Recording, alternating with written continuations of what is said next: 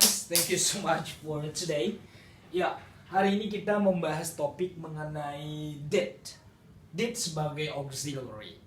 Did dipakai untuk membuat kalimat negatif dan kalimat pertanyaan, negative and affirmative, untuk membuat kalimat negatif dan afirmatif untuk kalimat kata kerja di simple past. Oke, saya buat dulu dua contoh kalimat. Tebak dulu sebelum saya jelaskan yang mana di sini did sebagai kata kerja, yang mana did sebagai kata auxiliary. Oke. Maria did not visit her grandma last week. Kalimat pertama. Kalau kalimat kedua, Maria did much work last week. Oke, subjeknya sama-sama Maria. Hanya di sini ada penggunaan, di sini ada did not, di sini hanya ada did. Oke, saya kasih waktu untuk kalian untuk menebak yang mana did sebagai auxiliary, kata bantu maksudnya, yang mana did sebagai verb. Yang mana? Iya, kalau kita terjemahkan, Maria tidak mengunjungi neneknya minggu lalu.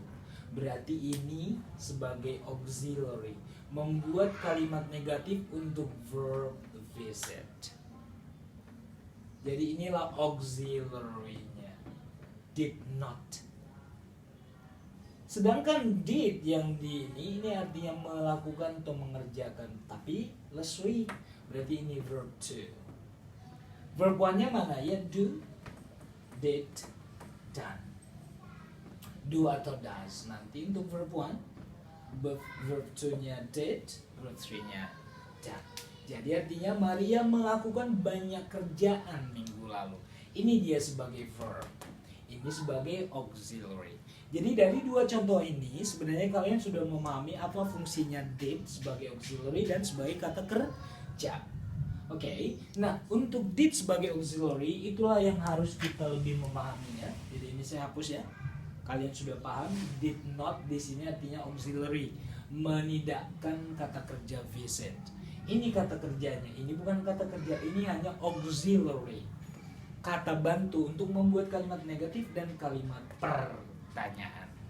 Untuk kalimat yang menggunakan kata kerja, ingat verbal sentence. Oke, sedangkan untuk kalimat kedua, did di sini bukan sebagai auxiliary, tapi sebagai kata kerja, artinya Maria melakukan atau mengerjakan. Sudah?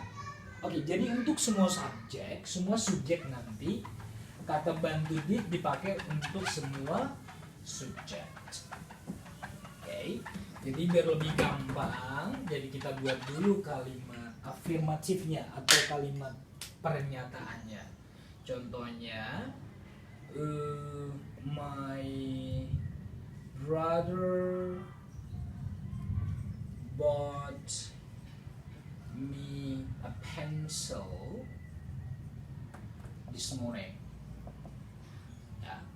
Tadi pagi atau adik saya laki-laki itu membelikan saya sebuah pulpen tadi pagi. Berasal dari mana? Dari mana sih kata kerja bought? Oke.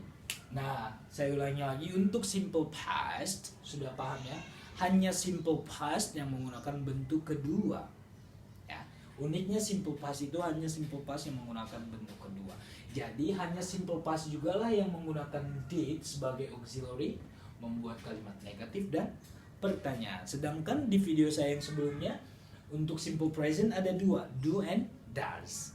Sedangkan untuk simple past only did, hanya did. Jadi semua subjek itu menggunakan did. Ya, sedangkan untuk the simple present ada dua yang harus kita lebih memahami apa bedanya do and does untuk subjek mana aja itu.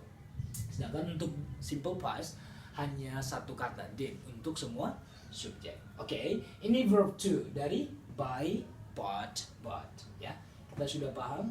Buy, bought.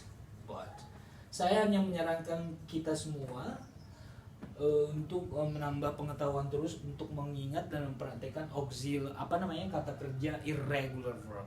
Karena irregular verb ini agak-agak susah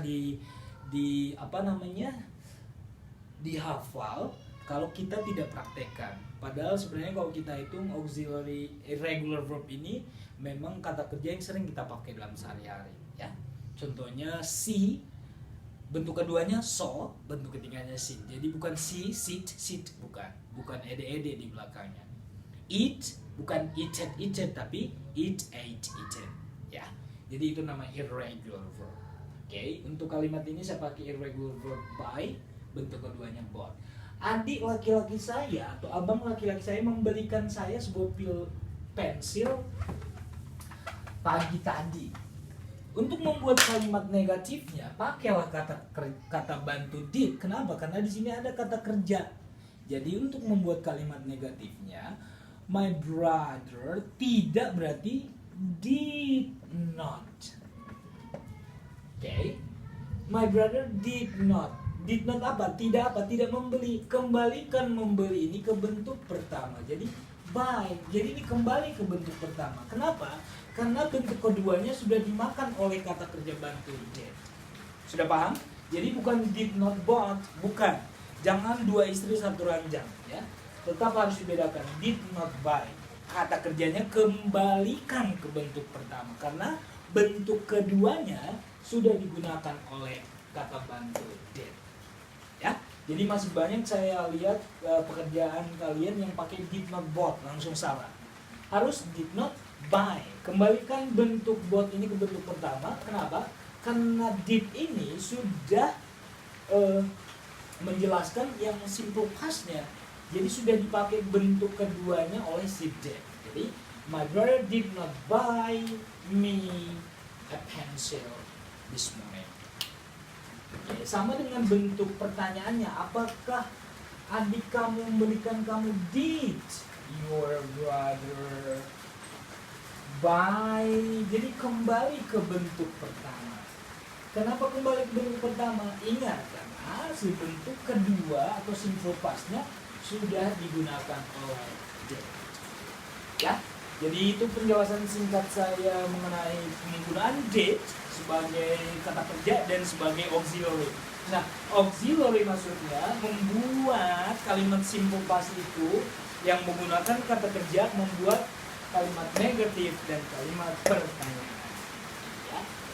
Ini kalimat pernyataannya, afirmatifnya, my brother bought me a pencil this morning. Untuk membuat negatifnya, my brother did not buy. Dari mana buy ini? Dari bought. Kenapa enggak bought, sir? Karena sudah dipakai did untuk bentuk keduanya. Jadi kata kerjanya kembalikan ke bentuk pertama. Begitu juga dengan kalimat pertanyaannya, kembalikan buy ini ke bentuk pertama, ya. Jadi, did your brother buy you a pencil this morning? No, she didn't. Atau yes, she did or he did. Oke, jadi jawaban singkatnya yes, he did atau no, he didn't. Jadi begitulah penjelasan singkat saya mengenai auxiliary did. Mudah-mudahan penjelasan singkat saya membuat kamu lebih memahami nanti mengerjakan tugas kalian atau UTS kalian. Jadi ya, that's all from me. Good afternoon everyone. Thank you so much for listening to my voice. Thank you so much for your attention. And I hope you will understand about the use of that. Thank you. God bless you. Bye.